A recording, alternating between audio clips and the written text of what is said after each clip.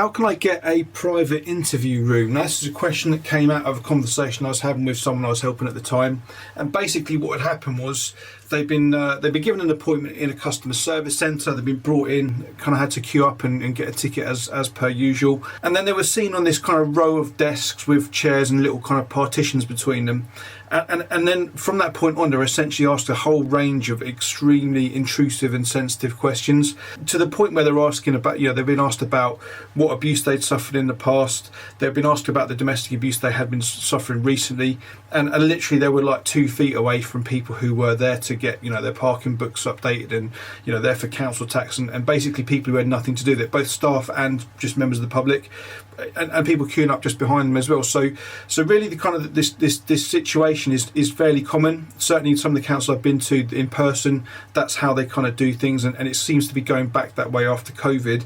And the question is, as a homeless person, can you make the council actually treat you with a bit of dignity and give you a bit of privacy? And the answer is yes, but you will have to have a little bit of a fight and you'll have to stand your ground a bit.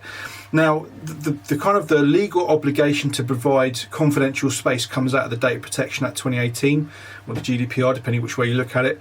And essentially within those sets of legislation, every organisation, whether it's a council or whether it's something else, every organisation has to have a system and a process and way of doing things which is compliant with data protection law.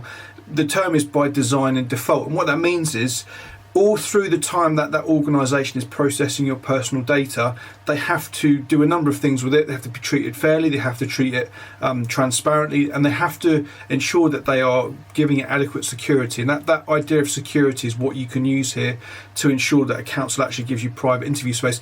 And a cynical person might say that the reason they ask these sensitive questions and intrusive questions in this environment is because they know people are less likely to actually give what's really going on. I mean, I don't have to spell it out really. If you're experiencing domestic abuse or you're experiencing many of the difficulties that come with homelessness, and then you're having to kind of tell a stranger who you've never met before, who probably doesn't sound very sympathetic, you're unlikely to kind of really go into it. Imagine kind of talking about your mental health issues and kind of your risk of self-harm or something within that setting. It's almost impossible. And I would say, cynically, I'd say some housing officers know that's the way it is. They're kind of playing the game, and they're asking you these questions so they can say they've asked you, but then they know that you're not going to give the full details. And then, should you ever complain down the line, they'll simply say, well, that person never told me that, so how was I supposed to know?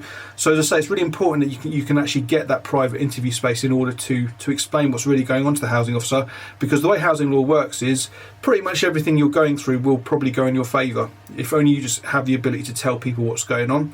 So in order to get this private interview space, as I say, services have to be data protection compliant by design and default.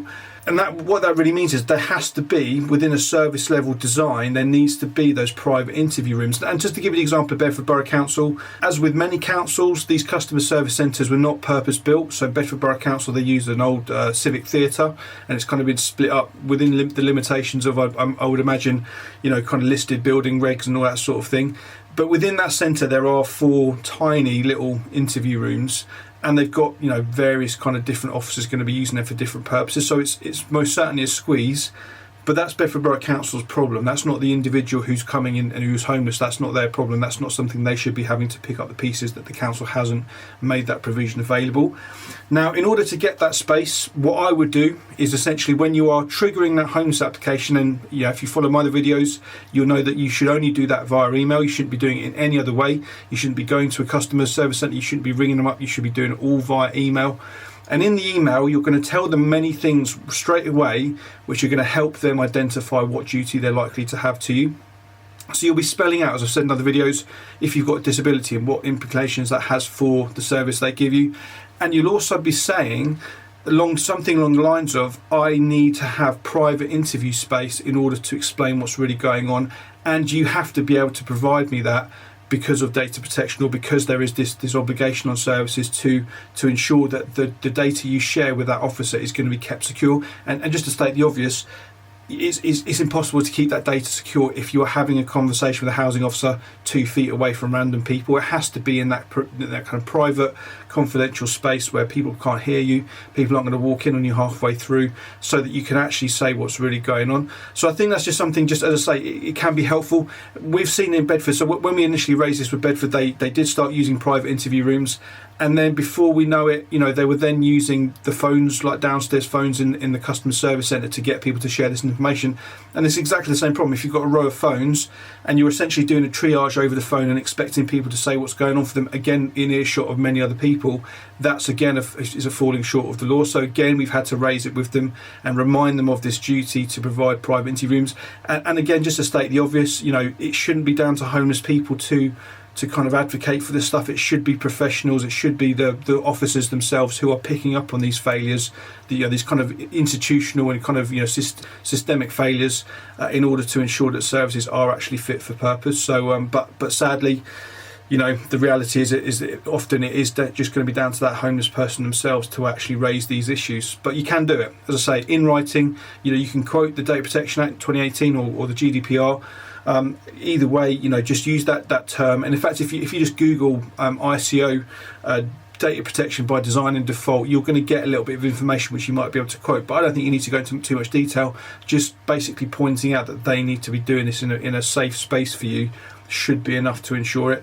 And if they don't provide that private interview space, in one sense, I would just simply complain immediately, and kind of make it clear. So potentially, if you were brought in, if you attended an appointment and it turns out that you're just on this row of desks, then you are definitely within your rights to say, I don't feel comfortable sharing this information with you in this setting. I've asked for private interview space. I need you to rebook me as soon as possible, which may be the same day within one of those rooms, so that you can actually be able to explain what you need to explain to get the job done. So yeah, hopefully that's helpful. As always, if you find this stuff useful, then please do subscribe to the channel, because there's lots of other stuff on here, and I'm trying to put lots of videos out at the moment.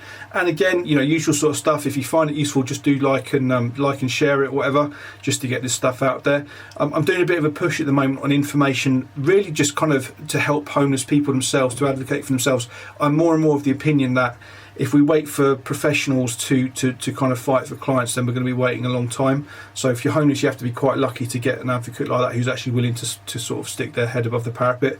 But ultimately, I'm hoping that at least some people in the kind of the situations that people are in when they're homeless, have that extra ability to actually advocate for themselves. And these are the kind of tools you can use to do it. So again, hopefully it's helpful.